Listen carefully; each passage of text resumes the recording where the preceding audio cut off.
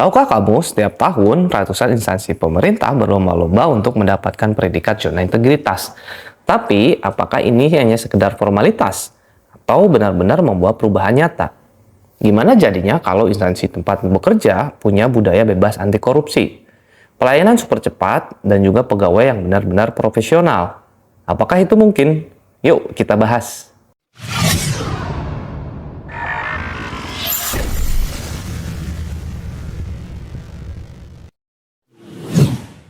Banyak di antara kita pasti pernah merasakan frustasi dengan pelayanan publik yang sangat lambat, birokrasi yang ribet, atau bahkan mendengar cerita tentang pungli di instansi pemerintah. Nah, inilah alasan kenapa zona integritas itu penting. Tapi sebenarnya apa itu zona integritas? Kenapa semua instansi pemerintah berlomba-lomba menerapkannya? Dan yang paling penting, apakah ada manfaat buat kita sebagai pegawai ASN dan juga masyarakat? Di video ini kita bakal bahas semuanya, mulai dari konsep, manfaat, pelaksanaan, hingga bagaimana sebuah instansi bisa dinilai layak mendapatkan predikat zona integritas. Jadi, tonton sampai habis. Zona integritas atau ZI adalah predikat yang diberikan kepada instansi pemerintah yang serius dalam mewujudkan wilayah bebas dari korupsi atau WBK dan wilayah birokrasi bersih dan melayani atau WBBM. Ini bukan sekedar label, tapi komitmen nyata untuk memberikan pelayanan yang transparan, profesional, dan anti korupsi. Kita mulai dari dasar hukum penerapan zona integritas. Yang pertama, Peraturan Menteri Pan-RB nomor 90 tahun 2021 tentang pembangunan dan evaluasi zona integritas. Dan yang kedua adalah Permen Pan-RB nomor 10 tahun 2019 tentang pedoman pembangunan WBK atau WBBM. Yang ketiga adalah Undang-Undang Nomor 28 Tahun 1999 tentang penyelenggaraan negara yang bersih dan bebas dari KKN. Adapun prinsip utama zona integritas yaitu yang pertama adalah anti korupsi tentunya. Tidak ada pungli, gratifikasi, atau penyalahgunaan wewenang. Yang kedua adalah pelayanan publik yang prima. Jadi proses lebih cepat dan juga tanpa ribet. Yang ketiga, akuntabilitas kinerja. Semua program dan anggaran lebih jelas serta terstruktur.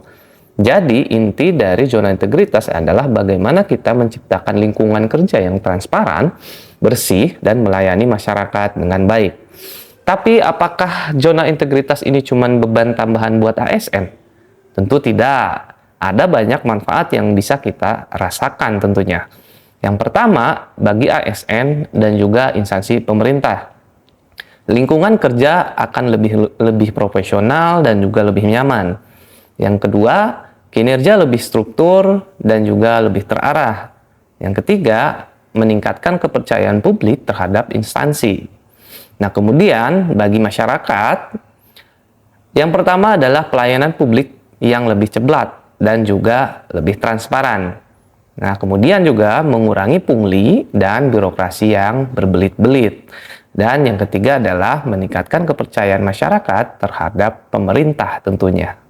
Nah, sekarang gimana caranya sebuah instansi bisa menerapkan zona integritas? Ya, jadi ini bukan deklarasi ya teman-teman. Ini adalah ada tahap-tahapan yang harus dilalui untuk mendapatkan zona integritas tersebut.